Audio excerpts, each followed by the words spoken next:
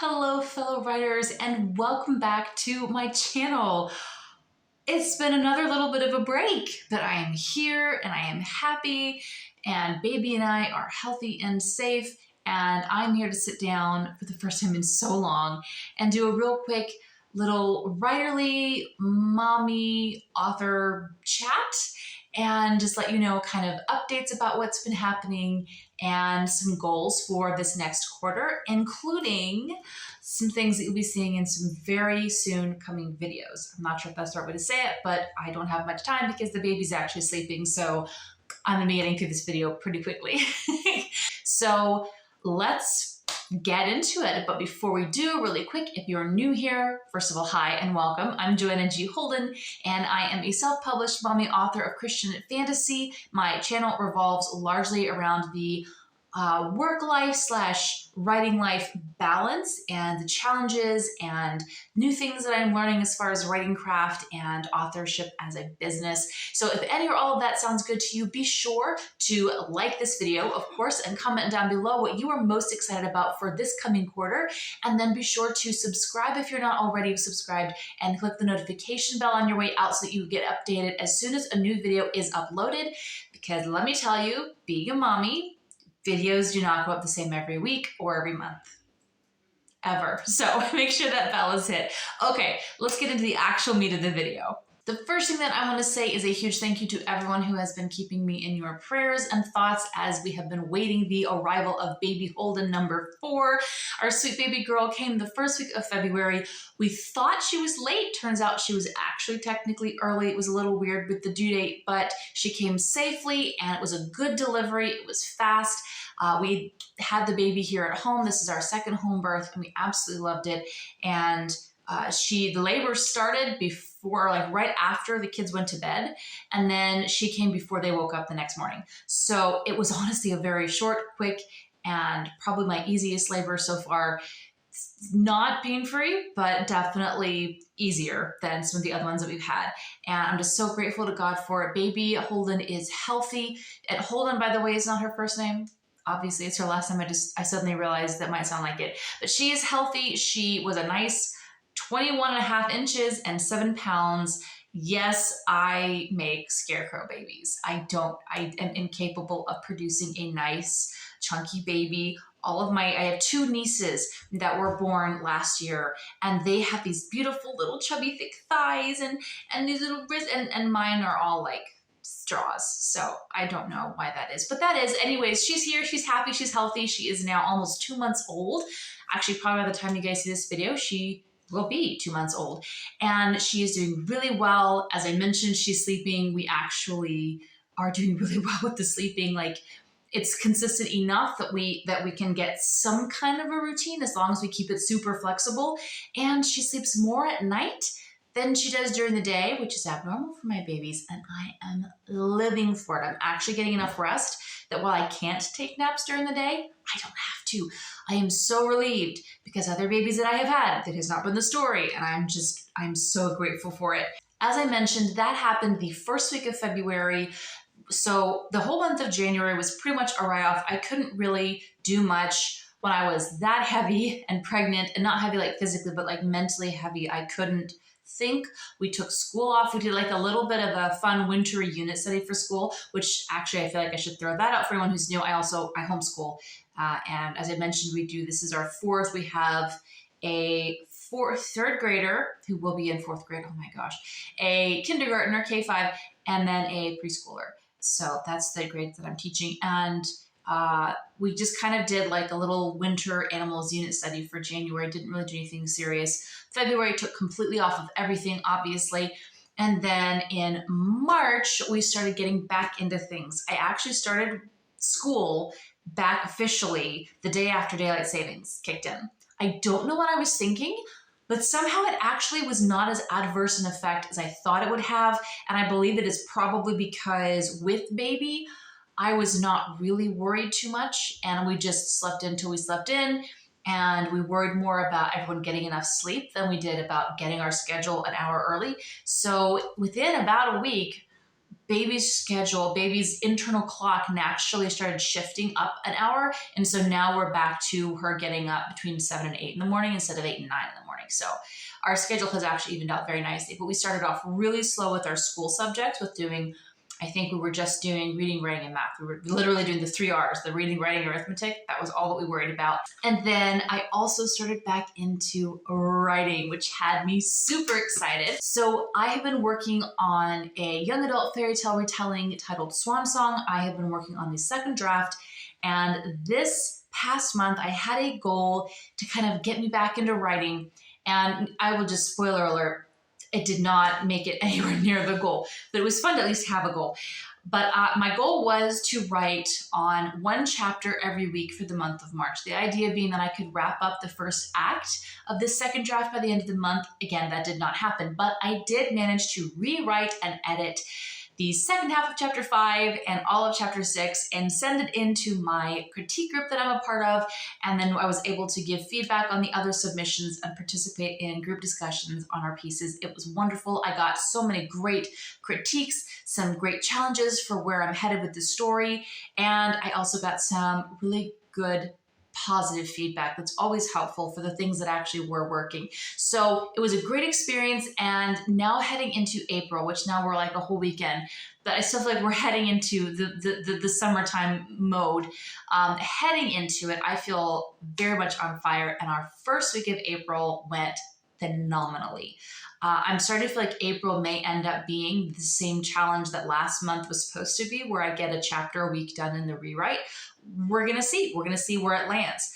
And I actually did take some time to record some footage of me writing every day as a means of further inspiring myself to write and get myself motivated to sit here in my office with my writing desk and actually sit down and write. And I kept track of what I did every day in this notebook so that I could share it with you guys, because talking about writing really helps motivate me to actually do the writing. And hopefully this will inspire some of you who maybe have been going through a similar life situation, maybe not having a baby, but maybe you're kind of having to ease back into writing after a season where you weren't able to write. So hopefully this is, I don't know, inspiring, motivating, encouraging, or maybe you just want to, like, you're like me and you turn these videos on while you're washing dishes so you can at least think about writing even if you can't be writing. And I will throw in the clips of me writing corresponding with the days that I'm talking about. So let's start with Monday. One of the biggest things that I got back from the critique that really challenged me in how I was going along with the story was a comment about asking the question pretty much, what is keeping your character from being a Mary Sue? And we were like, what are her faults? What are her flaws? We need to kind of see what her flaws are so that we know that she's not just perfect at everything. And that got me thinking, because something that is very important to me is the themes of the book. And I love utilizing a character's lie / misbelief / fear / whatever you want to call it, to get the audience asking the question, the thematic question of the story, which is an open-ended question, and to be able to explore kind of different answers to that question through the different characters' lives. And I can't do that if I don't know my main character's flaws well enough. Part of this is because I had written this book over the course of 2 years? No. Well, technically I had written it over the course of just a little over 1 year, but I have been working on it for 2 years. And I actually wrote the first, I want to say like 6, 7 chapters of it several years ago, and then I went back and redid them and redid a lot of stuff when I started in Camp Nano, or NaNoWriMo in 2022. And so I saw a lot of different variations of what Eliza, the main character's flaws, could be, what her lie could be that is really what's going to be her character arc for the story, or at the center of her character arc for the story. And so I think that as I was drafting over the course of such a long time with such big breaks in between, I started to lose sight of what that story of hers was. And so that question kind of brought it back up to me and brought it back and made it fresh in my mind. So I took all of Monday afternoon, and I think I ended up with like a 2-hour writing session, which is abnormal, but I took it. And I sat down with pen and paper and I just wrote down all of the things that I could think of. I had done a little bit of this the Saturday before, and I believe the Friday before as well, but I really wanted to hone in on the specifics of it. I utilized the Emotional Wounds Thesaurus, which you guys know is one of my favorite resources for writing character backstories and really diving into how negative events in your past and negative circumstances as well will inform the actions that you take. And I sat down and I wrote that through opportunities to overcome this misbelief, how the misbelief will tie into the themes of the book. It was really great. It was really fun. And it was wonderful sitting down and writing that down. Tuesday, I pulled out the laptop and I started working on the actual edits of chapter 7, which started with a giant first drafting of a new scene that had to be added in order for the whole thing to make sense. I got 1,600 words total, and then on Wednesday I opened the laptop to continue, and this was where I realized how much first drafting the second draft is going to need. As I mentioned, this is a rewrite. It is not just an edit. An edit to me is when you're going through and you're just playing with words, you're condensing sentences. You may move scenes around, but you're not going through and developmentally editing. You're not changing the story, the structure, the characters, or the full scenes and rewriting whole passages. That's what the revision is, or the rewrite. And that's what I'm doing to create the second draft. And Wednesday, I actually got quite discouraged because I sat down and I wrote for a full hour. And I want to say like 1,400 words written, and I was nowhere near where I had wanted to be at that point because I had thought that all of this was supposed to fit into my chapter 7. So I messaged my friend about it. I have a writing friend. I have many writing friends, but I had a specific writing friend that I was going to have a phone conversation with the next day. And I messaged her. And that next day on Thursday, we sat down in the afternoon and we had a phone call in which she listened to me ramble about this specific plot beat that I did not like. It was a trope. It was a cliche and I didn't like it, but I needed this revelation to be made in a way that actually worked for the story and was interesting. So she and I did some brainstorming. She came up with some great solutions and I worked it through, figured out what worked for me. And then that night I went through and I actually don't know how many words I wrote. I didn't count that, but I did stay up quite late. I think it was like till almost 11 p.m. And I got through the new setup of scene. I got everything drafted up where it needed to be. And I reorganized the remaining scenes in the chapter so that it was ready for me to start the next day. Friday, I finished the chapter. I went through and I cleaned up the mess and I got everything laid out and the narration filled in and the dialogue filled in. And I really worked on that dialogue to make sure that it was true to the characters and it sounded realistic and that it was interesting. And then Saturday, I went through with the fine-tooth comb and I fixed it out. I went into actual official editor mode where I was editing for words. I was deleting paragraph here and a sentence there, and I was rearranging a little here and there. And I got it to where it was not perfect at all by any means, but it was second draft okay. And then I sent it to my critique group for this month's submission. So I actually got the submission out before the halfway point in the month. Yes, I'm very excited. I'm very proud of myself for putting in the work, but I managed to rewrite an entire chapter over this first week of April, and I am so excited because simultaneously I was adding in 1 or 2 smaller new subjects into our school schedule. We are now back with history and science, and that has me so excited. And I also added in a new reading material for my kindergartner. And yeah, it was just a great way to start off this second quarter of the year and really getting into spring. This is like the prime time in Texas where I live, where things are gorgeous because we've actually had rain and it's cool-ish. And, you can go outside and it's not stifling, but it's nice. It's been amazing. There's colors everywhere and I feel so alive right now. Plus, again, we're finally starting to get into some kind of a rhythm. And it's so hard when you know that you need a rhythm and you need a schedule, but you can't keep one because of something, especially when physically all of a sudden you're incapacitated, you can't get up and do things you would like to do. To be able to finally be physically healed enough and have baby in a routine enough that I can start getting back into this life that I love. I'm so grateful and I'm so excited for what the rest of this quarter means. Okay, now I want to talk about this next quarter because it's going to be awesome. I have high hopes, realistic expectations, but high hopes. Let's get into it. So the second quarter of this year will be April, May, and June. That's obviously it's like mathematically the quarter, but I'm calling it the spring quarter, even though we're already technically like halfway through our spring where I live. It's going to be getting toasty pretty soon. But Each month, I want to focus on a different part of writing, but I'm also wanting to up my game a little bit each month as I get back into author life as a business, into writing as a business, as I start to rebuild my author brand after several years now of sickness, of pregnancy, of a variety of different things that have made it very difficult for me mentally to be able to have space for these kinds of thoughts. My wonderful, amazing father-in-law asked me, I think it was like 2 months ago, was just excited for my writing and was trying to encourage me in my journey and asked, where are you with your writing journey and where are you with your books and with working toward making money on your books?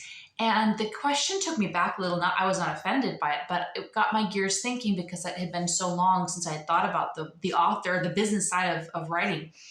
And my reply was simply, I'm getting there. My head is not, there's not mental energy for it right now, but I am getting there. And I hadn't thought about it in a long time. I believe I've mentioned this in another video, but it has been about 1.5 to almost 2 years since I have had mental capacity to carry the thoughts that relate to something as big as my author journey as a business, my books as a business, building a brand, having an online platform and presence, all of those things that are not necessarily in my wheelhouse that I enjoy, but that are not my skill set, that I have not really trained in or worked in. And it was a little disheartening when I sat down and thought about it after having been asked that question and realizing that it could be a while before my mind is ready to grapple with that again. And so you can imagine my relief now. This whole weekend, I'm filming on a Sunday. This whole weekend, I have felt just so much. I have felt fresh and ready and energized mentally in a way I have not in such a very long time. And now when I think about the business side, it makes me excited instead of making me feel afraid or even overwhelmed or even sending me into an anxiety attack. I am ready to be back into this again. I'm ready to start working on rebuilding my brand and getting back into my platform and just building a new author presence online. And I'm very excited for it. So let's dive into the very simple goals for April, May, and June. So April is probably going to be the most challenging month of the 3, just because I am having to exercise muscles that I have not exercised in a while, including actual exercise, because I do have some health goals for this year. I really, really, really, really want to finish the rewrite of Act 1 for Swan Song. That is my #1 writing goal. I want that done. And then I want to kind of go back over it and just do like an overall sweep through of it and clean it up. And I have a friend who is working through a developmental editing course to become a licensed, well, I don't know if it's licensed, but to become a professional developmental editor. She wants to use my book as kind of like practice work. And I don't have the full book for her yet, obviously, but I'm going to give her the first act of it and let her kind of practice on that. So that is the first goal. The second would be the planning, and I'm reading, sorry, I keep looking down, the planning for rebuilding the author brand and presence on social media and practicing via posting, obviously, which includes setting up a new author business binder and notebook. So let me show you guys really quickly. I had this that I used for years. I actually made this in 2018. It used to have a nice cover. It was my all things author as a business notebook, basically. So much stuff in here. I had stuff obviously on my platform and marketing. I had publishing company ideas. I had ideas for characters and scripts, and I had AuthorTube channel, and I had so many things, social media schedule ideas, author connection events. So what I want to do, I actually haven't used this notebook in years, at least 3 years, even as rough as it is, but every once in a while I will reference it. And what I want to do is take the idea behind this and combine it with some of the resources that I have now, including things from this, which is most of the stuff in this is for actual writing craft, but there's a bunch of stuff in here that I have kind of collected over the years, like my self-publishing checklist, which I did not have for my last self-publishing gig, and it was very frustrating, but things like that, a social media strategy board, things like that. I'm going to combine those resources and the new ones that I have accumulated into my Preptober binder because I don't really need a Preptober binder right now. And chances are by the time the fall gets here, I have other binders that I use for my stories now. My fairy tales are in a binder, my high fantasy series is in a binder, and I'm not letting myself work on anything else right now, no matter how many good ideas I get. I have binders for that, but that is something I really want to work on. I want it to be for post brainstorming and AuthorTube channel brainstorming and website planning, because I do want to fix my website eventually, and trackers for the strategies that I am putting into place so that I can start practicing this strategy, these strategies. And I want to have all of that included. So that's going to be for April. Then in May, I'm going to start outlining Project Glass, which is the second in the 4-book standalone fairy tale retelling series. Say that 5 times fast. Swan Song's first book, Project Glass is the second book, and I had hinted that I might reveal more about Project Glass this year, or this, like the beginning of the year, as far as what fairy tale I was going to be retelling. Hint is actually not Cinderella.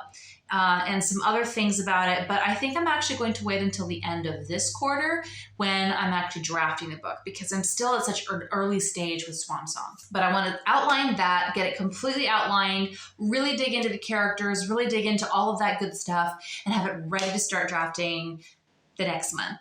And then as far as Swan Song goes, I really want to rewrite Act 2, which for me, I outline quarterly. It works in my head better to write in 4 chunks rather than 2 long ones on the, or short ones on the end and then 1 long one in the middle.